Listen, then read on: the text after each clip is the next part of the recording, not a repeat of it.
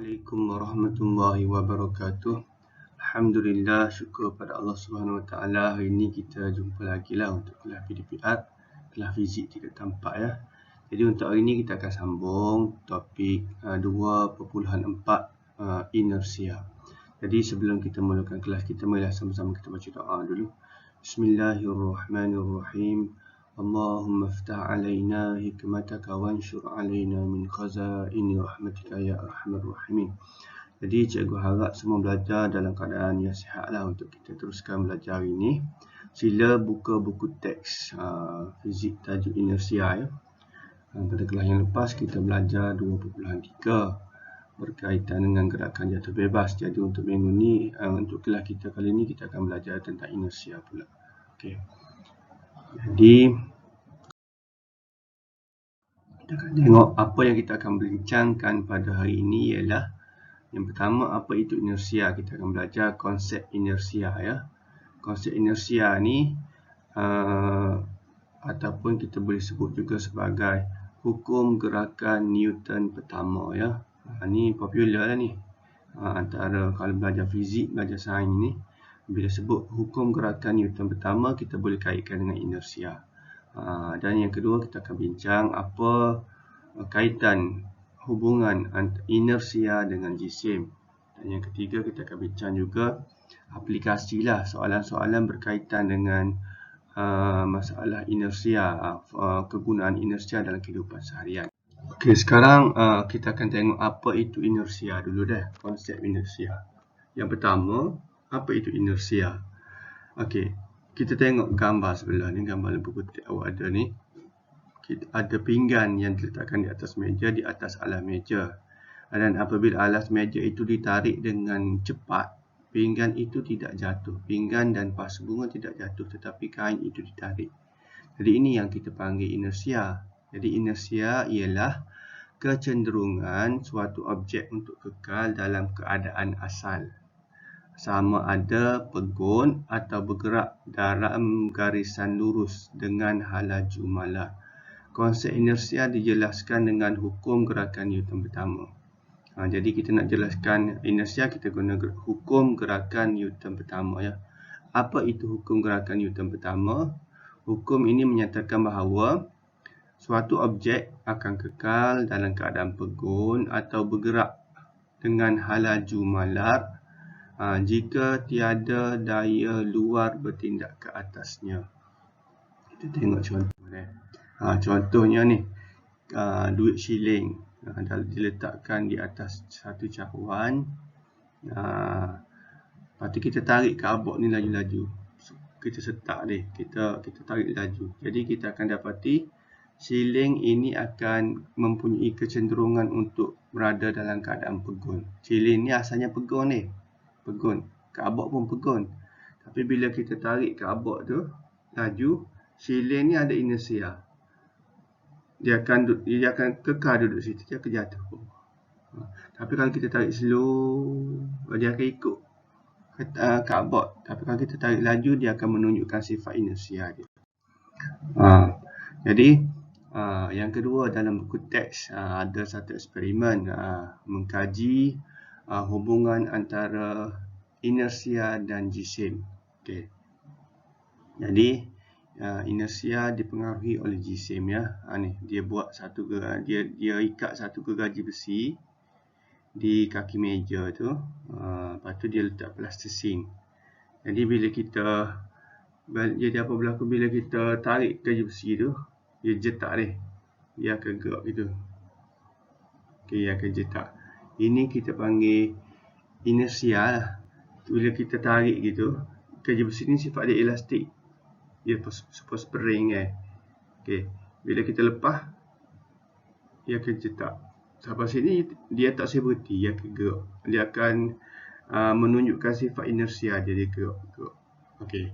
Jadi apa yang dibuat di sini ialah dia manipulasikan, dia manipulasi ke apa?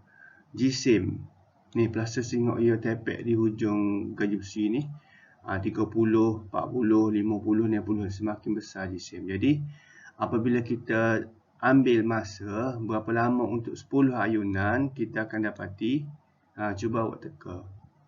jika jisim semakin besar, apa yang akan berlaku pada pemboleh ubah bergerak balas, tempoh ayunan. Kaitannya apa sebenarnya ni? Jika jisim semakin besar, tempoh ayunan juga semakin lama. Cuba kita ayun bandu lah, boneka ayun bandu. Kalau kita guna bandu besar, lama tak ia nak berhenti? Lama lah. Okay. Seterusnya, ini kesimpulannya. Semakin besar jisim objek, semakin besar inersia objek tersebut. Inersia ni bergantung kepada jisim. Okay. Jadi kita tengok contoh-contoh fenomena inersia dalam kehidupan seharian. Dalam buku teks contoh yang terbaru, canggih deh. Di ISS, Stesen Angkasa Lepas Antarabangsa. Okey, di sana tiada graviti. Jadi bila tanpa graviti, untuk mengukur jisim angkasawan ke, jisim bahan-bahan ke, dia menggunakan sejenis neraca yang dipanggil neraca inersia ya. Kita akan tengok macam mana neraca ini berfungsi. Sebab apa? Sebab bila kita nak timbel, kalau di bumi kita boleh timbel lah sebab ada graviti. Dia berat kita ni sebenarnya dia ukur berapa kuat daya graviti. Okey. Tapi kalau di angkasa lepas nak ukur kan tak ada graviti, dia guna neraca inersia. Kita tengok macam mana benda ini berfungsi dia. Every once a month we measure our weight. How do you measure your weight in space since we don't weigh much here, right? Well, you can actually still measure your mass by measuring your momentum. You do that by going on a swing and measuring the frequency of your swing. Check this out. Ya, dia ukur frekuensi berapa kali ayunan dia. Itu dia punya alat.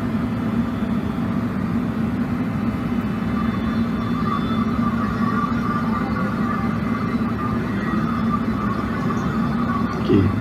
Bila angkasawan ni naik, dia benda tu gerak slow ya, sebab dia bayang slow. Sebab jisim, dia ada jisim badan kan.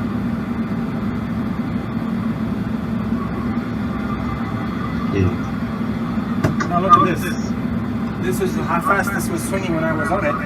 If I started without me on it, it's going to be much tighter. Look at that. Ada ayunan.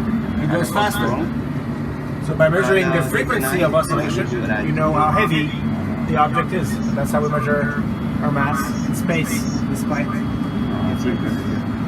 Kalau nampak beza dia, kalau dia tak naik, guna teruk laju dia.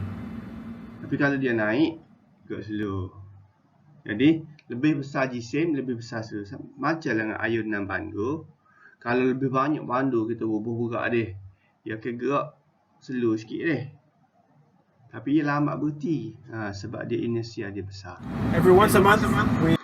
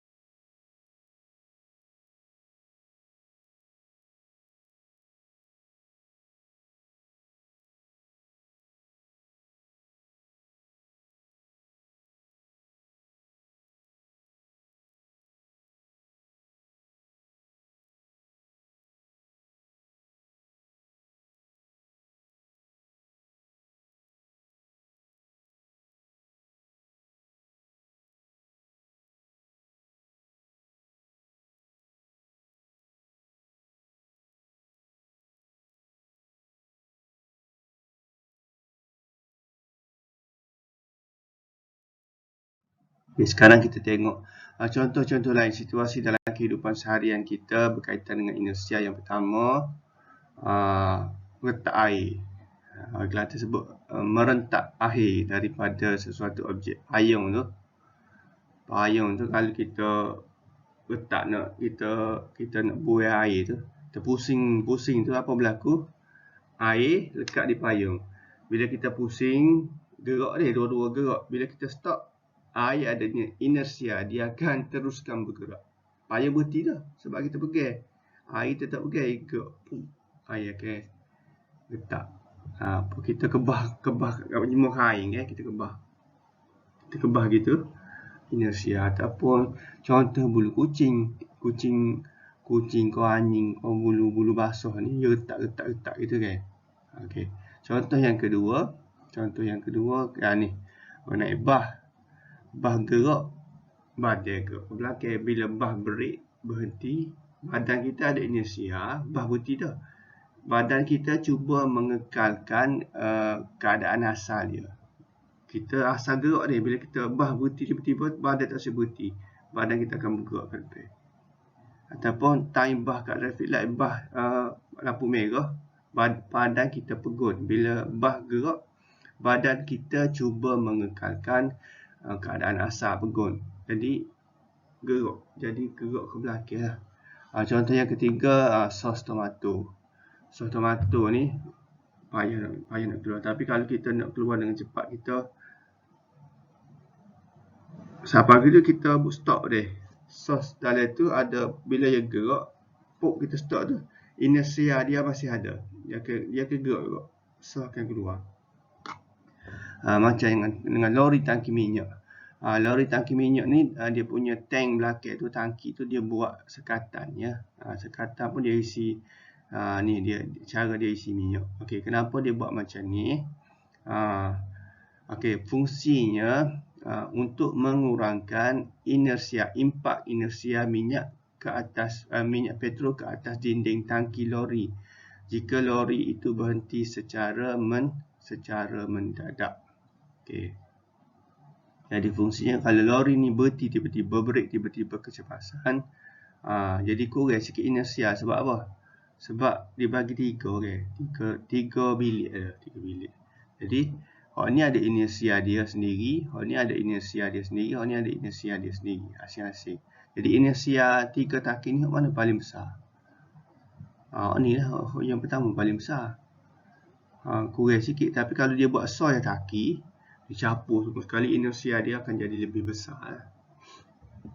Okay, contoh seterusnya, contoh yang kelima, naik roller coaster dia.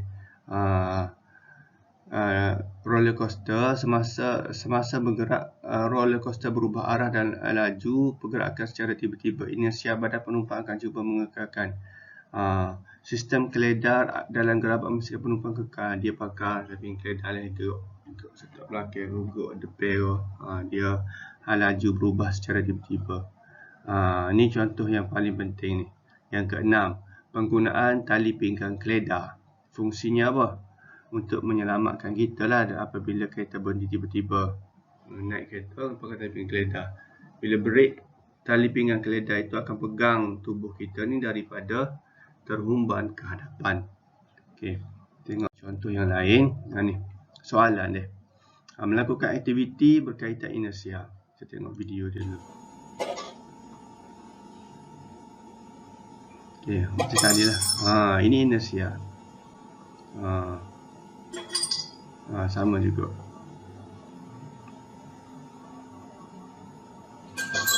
Jatuh. Okey. Inersia ya. Okey.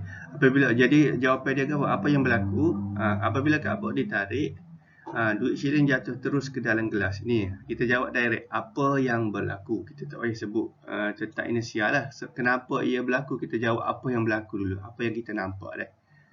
Mengikut jenis soalan. Okey. Jadi kalau soalan tu ada 2 markah, kita kena bagi penjelasan lah. Kalau 1 markah, kita sebut apa yang berlaku. Kalau 2 markah ataupun 3 markah, kita bagi penjelasan. Ini kerana inersia duit shilling ingin kekal pegun. Duit shilling itu kekal pegun. Duit jatuh ke dalam gelas disebabkan daya tarikan graviti.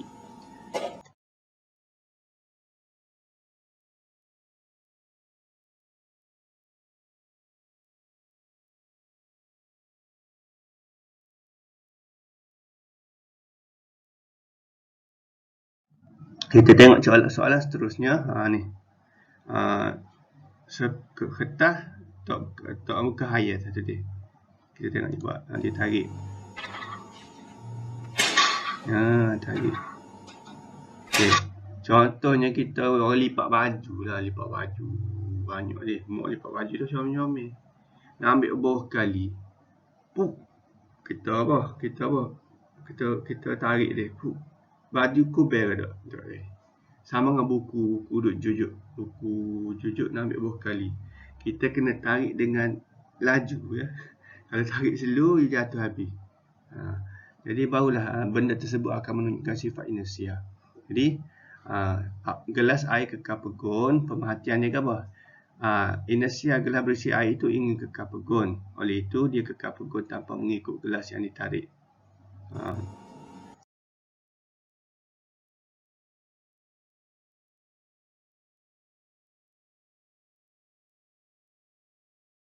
Okay, kita tengok contoh seterusnya. Ni sama yang ni.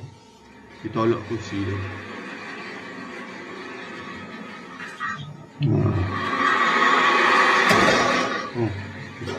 Jadi buku itu ingin kekal bergerak ya, walaupun kursi sudah berhenti.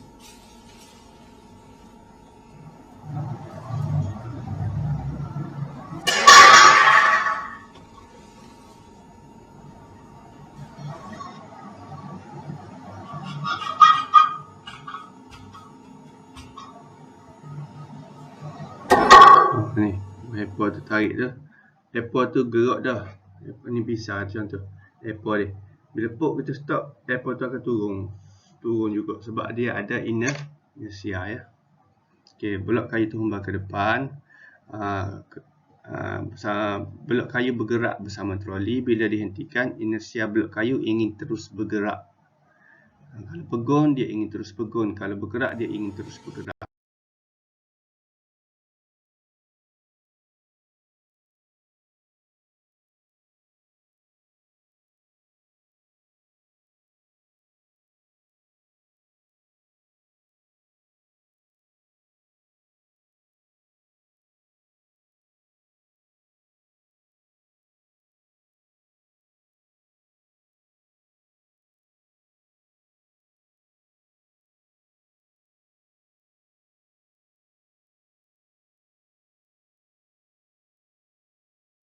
Ya.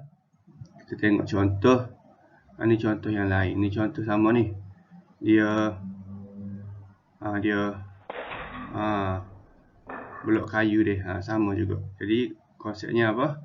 Blok kayu di atas bongkah yang dikeluarkan itu akan jatuh kerana ingin kekal dalam keadaan pegun.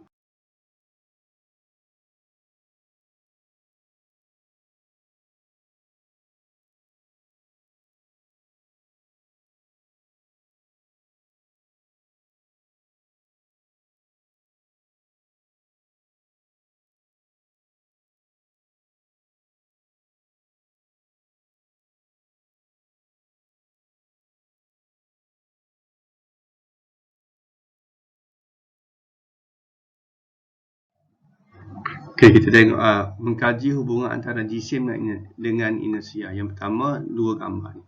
Yang ni troli setingkat. Ini dia punya almari troli tu banyak almari. Ini troli kosong, troli dua. Yang ada barang lah payah nak tolak dia.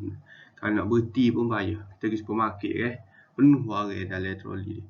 Time mula-mula nak gerak tu berat nak tolak. Saya nak berhenti pun payah dia. Okey. Sama lah dengan kereta api. Kereta api, kapal besar, dia nak berhenti payah. Tak nak gerak pun payah. Kereta api tu kalau nak berhenti, jauh lagi dia akan break. Dia akan berhentikan enjin dia. Sebab inersianya besar. Kenapa inersia dia besar? Jisimnya besar. Sama dengan kapal. Kapal besar, kalau dia nak berlabuh, dia mati enjin awal lagi. Nak berlabuh di pelabuhan ada kapal lain, kapal kecil. Lain akan tarik dia ke tepi. Sebab apa? Sebab inersianya besar. Okay. Jadi penerangan dia apa? Troli A ringan dan mudah digerakkan. Troli B lebih besar, susah digerakkan kerana inersianya besar. Jisimnya besar dan inersianya besar. Susah untuk digerakkan kerana inersianya ingin mengekalkan keadaan pegun. Okey, kita tengok contoh seterusnya. Dua baldi gantung kosong dengan baldi ada pasir. Jadi, tank yang mana mudah digerakkan? Tank yang ada pasir. Biarkan setiap tank berayun. Tank mana lebih mudah dihentikan? Mana mudah berhenti berayun? Tank kosong. Tank yang mana mempunyai inersia lebih besar? Tank yang ada pasir lah. Okey. Hubungan dia ke apa? Semakin besar jisim, semakin besar inersia. Semakin susah digerakkan ataupun diberhentikan. Apakah kuantiti fizik yang digunakan untuk menggambarkan benda ini? Kuantiti fizik yang terlibat dengan inersia ialah jisim. Jisim diukur dalam unit kilogram. Ini contoh soalan mengenai bah. Penerangan dia apa? Kena tengok soalan lah. Kalau bah tersebut berhenti, penumpang pegun. Jadi inersia penumpang ingin mengekalkan keadaan pegun. Bah baru gerak lah. Okay. Bila bas bergerak ke depan, penumpang akan tertinggal ke belakang. Itu asyik gerak. Tertinggal ke belakang. Okay. Kalau bah nak break pula, kita kena jawab mengikut skop soalan lah. Penumpang bergerak bersama-sama bas. Dia sedang bergerak dah. Jadi apabila bas berhenti, inersia penumpang ingin terus kekal bergerak. Oleh itu, kesan dia penumpang turun ke hadapan. Ini contoh soalan. Dia kena buat kita gerak. Kalau kita tunggu saja boleh lambat lah. Kalau cepat, kita macam stok gitu. Jadi apa yang berlaku ialah sos tomato bergerak bersama-sama botol. Apabila diberhentikan, inersia sos ingin terus bergerak dan sos akan keluar daripada botol. Ini macam contoh soalan paku pula ni, tuku. Kepala tuku longgar ni. Kepala tuku tu longgar. Puk kita letak tu. Puk itu kau kemah lah jadi. Kita nak kemah kepala tuku ni dia. Apa ni dia kemah kepala tuku. Okey. Kepala tuku bergerak bersama pemegang ke bawah. Apabila diberhentikan, inersia akan terus kekal bergerak ke bawah. Okey, pemegang akan masuk ke dalam pelukur. Ni. Jika kena hambak ke lembu, kena kejar ke lembu, kita nak lari kan? Lari straight ke lari kona-kona? Kalau lari straight, saya rasa kena sedok ke lembu lah. Kena tanduk ke lembu. Kalau kita lari kona-kona, lembu ni, dia inersia dia besar. Kalau kita timbang lembu dengan manusia, jisim dia lebih besar. Bila jisim dia lebih besar, inersia dia lebih besar. Jadi, kalau dia nak kona, dia payah sikit dia nak kona. Sebab apa? Sebab mengekalkan keadaan asal, kalau dia tengah lari straight tu, dia nak kona tu, dia payah sikit. Jadi, petua dia, kalau kena kejar, kita lari zigzag. Jadi, lari zigzag dah. Inersia lembu besar menyebabkannya sukar untuk menukar arah. Kona lepeh. Okey. Ni start. Ni sedap anjing. Dia getak bulu dia. Inersia ni. Bila air tu, anjing tu pun berhenti nak kona ni pula air tak asyik berhenti. Pun air tu getak air. Air hujan dan payung bergerak bersama-sama. Apabila berhenti, inersia air ingin terus bergerak dan meninggalkan payung.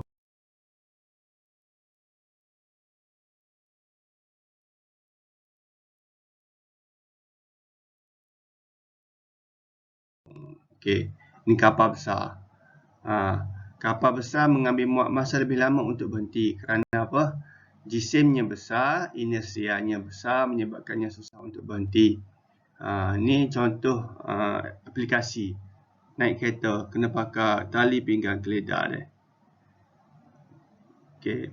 Jadi, pastikan pemandu tu berada pada tempat duduk. Cara mengurangkan inersia dia. Okey. Lepas tu, kena pakai tali pinggang. Tali pinggang lah untuk mengelakkan terhumban ke hadapan. Tengok, penumpang belakang, kalau tak pakai lon ni, belakang pun kena pakai seatbelt dia. Sebab apa? Sebab penumpang belakang akan himpit penumpang hadapan dan terus ke depan. Depan ni parut ni. Kalau kita naik lori ke apa benda ada baris belakang, bahaya tu. Baris depan ada inersia yang besar gerak ke depan. Okey, jadi kita tengok contoh. Apa berlaku bila kereta berhenti? Okey, badan ada inersia. Dia akan tolak semua sekali ke depan. Kalau tak pakai tali pinggang keledar, habislah. Penumpang akan terhumban ke hadapan. Okey, ini yang berlaku ya. Okey, jadi yang kedua, kursi tempat kereta tu dia ada heel rest. Ni tempat kepala ni. Okey, ada batal ke? Heel rest dia panggil. Fungsinya ke apa? Fungsinya ada fungsi tu. Apa fungsi dia ni? Apabila berlaku kemalangan, kita tengok ni. Let's play that again. That's your classic example of a rear end crash. Kalau kena langgar di sebelah belakang lah. As you can see, the individual's head snapped backwards and then forwards because of the impact of the crash. This can be explained by Newton's first law. Okey, apabila kena langgar ke belakang, inersia tubuh kita dipegun. Jadi kereta akan bergerak dengan cepat ke depan. Jadi kepala kita ni akan lenggok, akan jadi terlenggok. Terlenggok ke atas. Jadi kalau tidak ada batal heel rest belakang tu, tengkok akan patah. Patah tengkok mati lah. Jadi ni fungsi dia untuk menahan kepala apabila berlaku kemalangan dilanggar daripada belakang. Okey, boleh contoh-contoh banyak dah kita bincang ni. Mengelakkan kecederaan leher sewaktu pelanggaran dari belakang.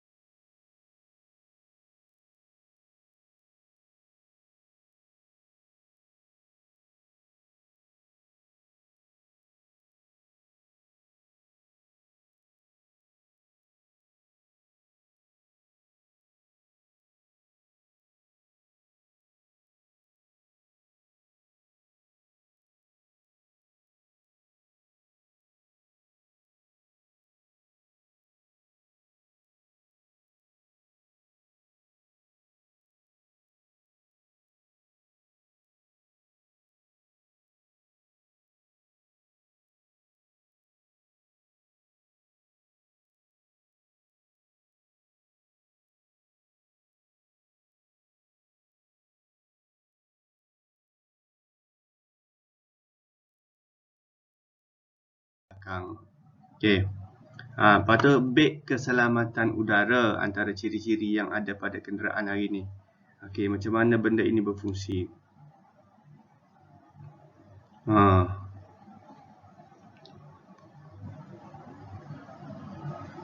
Beg udara tu kalau pak driver tu duduk atas steering. Kereta-kereta baru ni cuma duduk atas steering ya. Ada beg ABS.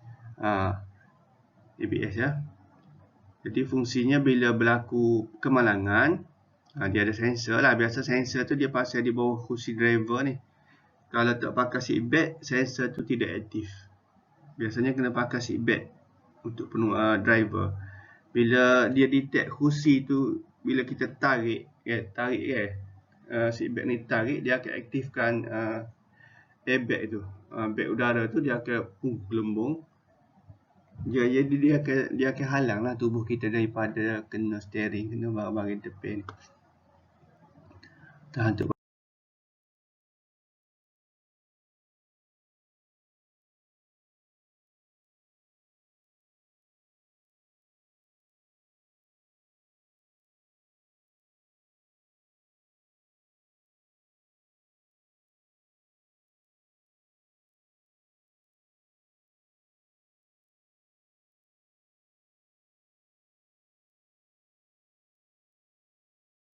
dashboard ke apa. Okey, ini lori. Contoh soalan lori dia. Perabot yang dibawa dengan lori diikat dengan tali. Kenapa kena ikat? Apabila lori mula bergerak, perabot semakin sukar jatuh disebabkan inersia kerana kombinasi jisim perabot dan lori meningkat. Dia ikat lori tu, perabot tu di badan lori. Kalau tak ikat, tanya nak gerak, dia dua jasad berbeza. Lori so, perabot lain dia. Dia tumbil lah. Time break nak kita depan. Kalau kita ikat, dia jadi super jisim lori lah jadi. Ni contoh lori minyak tadi. Okey. Jadi, jisim minyak dibahagikan kepada jisim lebih kecil. Ini mengurangkan kesan inersia setiap kompartmen sewaktu lori mula berhenti ataupun bergerak. Dia banyak sikit-sikit. Hok belakang tu dia bersikit dia. Dia bagi kecil-kecil inersia. Okey. Jadi kita tengok contoh. Ni soalan tadi ni. Soalan tadi. Jadi inersia berkadar terus dengan apakah hubungan antara tempoh ayunan objek dengan inersia? Tempoh ayunan objek berkadar terus ya.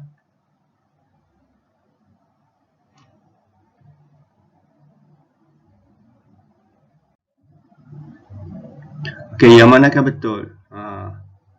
Inersia menentang perubahan keadaan rehat atau keadaan bergerak. Kita tengok yang okey ni yang manakah benar? Jawapan dia apa? Susah untuk memulakan gerakan dan untuk berhentikan gerakan P dia. Okey, satu jasad berada dalam keadaan pegun atau bergerak dengan laju mala kecuali terdapat suatu daya luar yang mengubah keadaan gerakannya. Ini menerangkan apa? ABC, hukum gerakan Newton pertama. Ini soalan objektif ya. Okey, naik permainan di taman. Okey. Apabila ia mendarat di atas tanah, apa yang berlaku? Kalau dia lompat dia, tiba-tiba dia lompat tepi, dia akan gerak juga. Ya, sebab apa? Sebab dia ada inersia. Inersia ingin mengekalkan keadaannya yang mempunyai hal laju. Okey, yang mana mempunyai inersia? Inersia yang paling besar. Ada inersia belakang ni. Okey, jawapan paling besar inersia dia ni 10 kuasa 8 ni. Kapal laut. Ni naik motor. Naik motor lagi. Kalau naik motor dengan penumpang belakang tu kena hati-hati dia. Sebab kita tak tahu driver motor tu nak bereh ke tak. Kena begel lah, kena begel. Sebab kalau kita duduk koyak gitu, tiba-tiba driver depan bereh tak, inersia tubuh kita akan menyebabkan jatuh ke belakang. Okey. Jadi konsep inersia. Ni awak magic tarik kain tu pinggir tak jatuh. Jadi inersia disebabkan inersia. Fenomena inersia yang mana menunjukkan fenomena inersia? Source.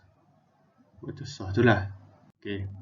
Jadi contoh seterusnya P dengan Q. Okey, apa yang berlaku kepada blok kayu R dan S apabila troli P pelanggar troli Q yang pegun? So troli tak gerak, so troli gerak. Bung, langgar dia. Kalau langgar, apa yang berlaku ialah okey, R terhumban ke kanan, terhumban ke kiri. Langgar. Ni, apa ada soalan ni? Benda nak langgar ni bila bung dia langgar, ni akan gerak ke depan lah. Yang dilanggar ni akan gerak ke mana? Gitu kan? Faham tak? Ni dua benda. Ni gerak bila berlanggar, bung berlanggar, ni gerak ke depan. Ni tengah pegun, dia gerak ke belakang gitu. Ni gerak ke kanan, ni gerak ke kiri dah. Okey. Soalan seterusnya, dia main ice skating ni ataupun roller blade. Apa yang berlaku kepada budak perempuan bila budak lelaki itu lepaskan tangannya? Bergerak ke P. Main tarik-tarik ini. Sebab dia ada inersia lah, dia tengah gerak dua-dua tu kan. Okey, sebagai kerja rumah untuk tajuk ni, saya nak awak buat latihan formatif 2.4 ni. dan juga latihan yang ada di dalam buku kerja fizik yang awak beli itu kan. Okey dah. Jadi kita dah habis bincang